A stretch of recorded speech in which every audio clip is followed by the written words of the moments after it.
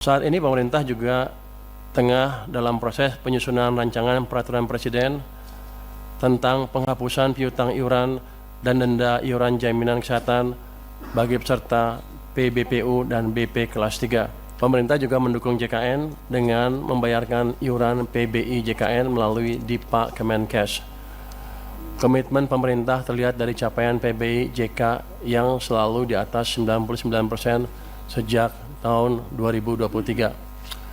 Sejak tahun 2021, besaran iuran jaminan kesehatan bagi peserta pekerja bukan penerima upah atau PBPU dan bukan pekerja atau BP dengan manfaat pelayanan di ruang perawatan kelas 3 telah disamakan dengan iuran peserta penerima bantuan iuran atau PBI, yaitu sebesar Rp42.000 per orang per bulan. Dari total iuran tersebut, Rp35.000 dibayarkan oleh peserta PBPU dan BP atau pihak lain atas nama peserta, sementara Rp7.000 dibayarkan oleh pemerintah sebagai bantuan iuran. Dengan rincian Rp4.200 ditanggung oleh pemerintah pusat dan Rp2.800 ditanggung oleh pemerintah daerah. Saat ini pemerintah juga tengah dalam proses penyusunan rancangan peraturan presiden tentang penghapusan piutang iuran dan denda iuran jaminan kesehatan bagi peserta PBPU dan BP kelas 3. Kebijakan ini bertujuan untuk menghapus tunggakan iuran yang selama ini menjadi beban peserta, sekaligus mendorong peningkatan kepesertaan aktif dan keberlanjutan sistem jaminan kesehatan nasional. Coba bisa balik ke slide nomor 4 kalau nggak salah. Nomor 4. Ini saya di Kementerian Keuangan mencoba menganalisa kenapa sebelumnya nggak ada keributan, terus akhirnya ini tiba-tiba ada keributan.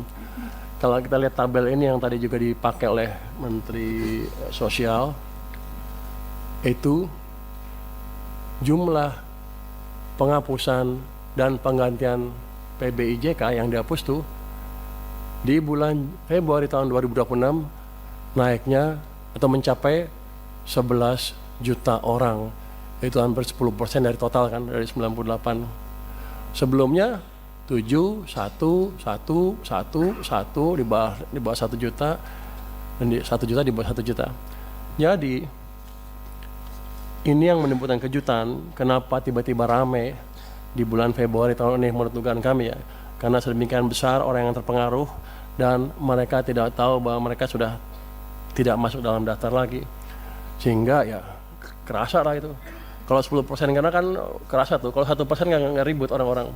Begitu 10, hampir yang sakit tuh hampir semuanya kena tuh, dugaan saya ya. Jadi ini yang mesti dikendalikan ke depan. Kalau ada angkanya drastis seperti ini ya di smoothing sedikit lah, di average 3 bulan, 4 bulan, atau 5 bulan terserah, tapi jangan menimbulkan kejutan seperti itu. Bapak, Ibu pimpinan, dan seluruh anggota Komisi 8, 9, dan 11 yang saya banggakan, kita semua tentu ingin program JK ini dapat berjalan efektif, sehingga benar-benar manfaatnya dirasakan seluruh masyarakat Indonesia tanpa keributan yang terlalu signifikan, karena uang yang saya keluarkan sama, nggak berubah. Kenapa keributannya beda? Berbagai langkah perbaikan tentunya harus terus dilakukan agar tepat sasaran. Apa? Iya tuh keributan kan. Oh, ribut aja lo. Kan saya hanya diundang ke sini, katanya ada protes di masyarakat rame. Tadi Bapak Ketua juga bilang ada keributan di masyarakat sedikit. Jadi saya bilang keributan aja lah biar sama bahasanya ya Pak ya. Tapi kita ngerti masalahnya di mana. Jadi dengan sejalan dengan tersebut, upaya perbaikan ketetapan sasaran senantiasa harus mempertimbangkan hal-hal sebagai berikut. Tadi Pak Menkes sudah memberi permintaan berapa bulan, segala bulan. Saya perkuat sedikit deh. Pertama, perubahan data PBI JKN pada prinsipnya merupakan upaya untuk meningkatkan kualitas dan tata kelola program JKN agar lebih tepat sasaran, melindungi masyarakat miskin dan tidak mampu. Itu. Jadi pemutahirannya jangan bikin keributan. Yang kedua, penonaktifan peserta PBIJK dapat dipertimbangkan untuk tidak langsung berlaku namun diberikan jangka waktu 2-3 bulan, tadi Pak Menkes 2 bulan, 2-3 bulan yang disertai dengan sosialisasi kepada masyarakat. Jadi begitu mereka masuk list, tidak masuk lagi ke daftar PBI, langsung trigger sosialisasi ke mereka bahwa mereka tidak masuk lagi ke list itu, sehingga mereka bisa melakukan tindakan yang diperlukan, entah membayar dengan tempat lain atau gimana. Tapi jangan sampai yang udah sakit tiba-tiba begitu mau cek darah, cuci darah lagi, tiba-tiba nggak eligible, nggak berhak. Kan itu kayaknya kita konyol. Ya, padahal uang yang saya keluarin sama. Saya rugi di situ, uang keluar, image jelek jadinya. Pemerintah rugi dalam hal ini, Pak. Kemudian masukan dari kami adalah penentuan jumlah PBI dilakukan dengan hati-hati dan terukur, dengan mengedepankan ketepatan sasaran, kemudian akses layanan, dan menjaga keberlanjutan program JKN. Tadi kan kalau ditanya ada nggak ruang untuk ngisi orang-orang tadi yang nggak masuk, kan ada, kan masih 96 juta sekian kan, targetnya 98. Harusnya kalau prosedurnya clear, nggak ada masalah itu. Jadi masalahnya adalah masalah operasional, masalah manajemen, dan masalah sosialisasi yang harus bisa dibereskan secepatnya. Kalau itu membuat uang yang saya keluarkan untuk Anda lebih kecil, saya mendukung. Ribut dikit nggak apa-apa. Tapi ini kan sama, uang yang saya keluarkan sama, ribut lagi. Saya rugi banyak, Pak. Ke depan tolong dibetulin. Dengan demikian penjelasan kami tentang dukungan APBN 2026 untuk mendorong efektivitas program JKN dalam rangka mewujudkan SDM unggul, sehat, produktif, dan berdaya saing untuk menghadirkan Indonesia yang tangguh, mandiri, dan sejahtera. Terima kasih. Kami kembalikan kepada pimpinan. Wassalamualaikum warahmatullahi wabarakatuh. Ya, jadi kalau tadi DPR dan pemerintah sepakat bahwa selama 3 bulan seluruh layanan kesehatan, termasuk yang PBI, itu dibayarkan oleh pemerintah. Tadi sudah sepakat, ini yang bagian bayar-bayar sudah oke. Sambil kemudian pihak-pihak terkait dalam hal ini Kementerian Sosial, BPS, Kementerian Kesehatan itu kemudian memutakhirkan data terbaru dengan pembanding yang terbaru. Ya. Jadi kalau Presiden bicara transformasi bangsa, kita mulai dari transformasi data. Untuk keperluan itu Presiden menerbitkan Inpres nomor 4 tahun 2025 yang harus jadi pedoman bagi seluruh kementerian, lembaga, pemerintah daerah dalam menyalurkan subsidi sosial maupun bantuan sosial. Salah satu diantaranya adalah bantuan untuk penerima bantuan iuran atau PBI. Sudah ditentukan alokasinya 96,8 juta setiap tahunnya, di mana ini dibagi ke seluruh daerah. Datanya itu adalah dari DTSen yang kemudian dimutakhirkan beserta beberapa daerah yang ada. Bupati wali kota mengusulkan setiap bulan ya untuk warganya yang mendapatkan PBI. Setelah kita cocokkan, kita lakukan verifikasi, validasi, baru kita tetapkan kemudian alokasinya untuk setiap kabupaten kota. Tahun lalu ini evidence base-nya ya. Tahun lalu itu ada 13 juta lebih yang dimutakhirkan atau dinonaktifkan.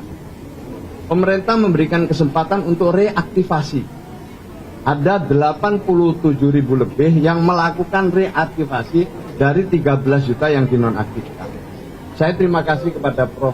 Dasko ya, yang hari ini mengumpulkan kita semua dan memberikan dukungan untuk mengatasi dinamika-dinamika yang ada di lapangan.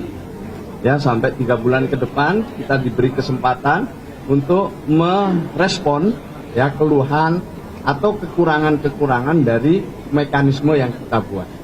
Ya, jadi ada pemutakhiran itu. Tahun ini itu diperkirakan ya sementara ini masih 11 juta yang akan dinonaktifkan. Tetap dengan bisa melakukan reaktivasi dan diharapkan oleh DPR nanti reaktivasinya lebih cepat. Yang kedua disepakati tadi untuk yang penyakit-penyakit kronis yang membutuhkan perawatan berkelanjutan seperti cuci darah, otomatis tidak boleh ditolak oleh rumah sakit dan langsung nanti pembiayaannya dibiayai oleh pemerintah. Saya kira itu tambahnya, dan saya terima kasih dukungan yang luar biasa hari ini untuk kita semua. Kita minta dukungan transformasi data itu didukung oleh masyarakat luas. Masyarakat luas boleh melakukan verifikasi, validasi, boleh melakukan usul dan sanggah melalui saluran yang kami buat, diantaranya adalah aplikasi Cek Bansos 021121, 021171 untuk call center, dan juga ada WA center. Jadi semuanya kita ajak untuk melakukan pemutakhiran. Cukup itu dulu Pak Menteri. Saya cuma tambahin sedikit, tadi pertanyaannya tambah 11 juta jadi gimana? Ya bertambah 11 juta, tapi kan 3 bulan. Kemudian ini kan akan dikasih waktu. Kalau habis ya habis, kalau bisa pemutakhiran. Jadi dalam jangka pendek akan ada jumlah lebih dari yang 98 juta itu. Tapi setelah 3 bulan kan akan balik ke level yang semula.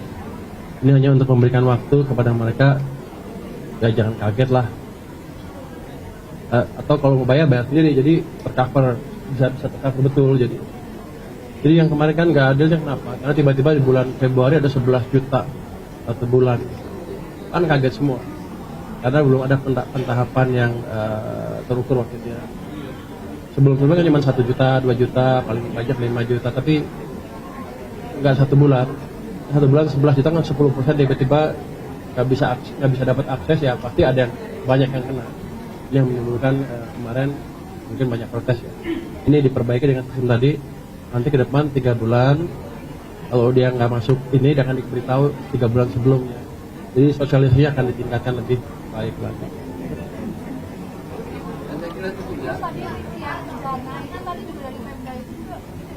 Begini, jadi gini, alokasi nggak berubah ya. Ini yang penting dipahami, itu alokasi tidak berubah, hanya dialihkan kepada mereka yang lebih memenuhi kriteria. Yang kedua, di samping itu APBD daerah, kabupaten kota maupun provinsi juga memberikan dukungan untuk PBI ini dalam bentuk bantuan daerah. Ya. Jadi sebagian yang dinonaktifkan itu di cover oleh daerah bagi yang daerahnya sudah UHC, Universal Health Coverage. Ya. Juga ada yang beralih ke mandiri. Jadi di sini juga ada yang beralih ke mandiri. Ini menunjukkan bahwa pengalihan ini juga membuat masyarakat yang bisa untuk membiayai dirinya sendiri atau keluarganya itu beralih ke program mandiri di BPJS Kesehatan.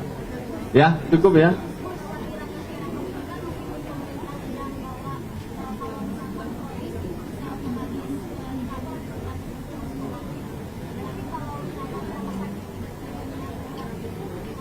Ya, tadi sudah Pak Dasko sudah menyampaikan ya, 3 bulan ke depan ini akan dijamin. Jadi untuk itu jangan ada rumah sakit yang menolak.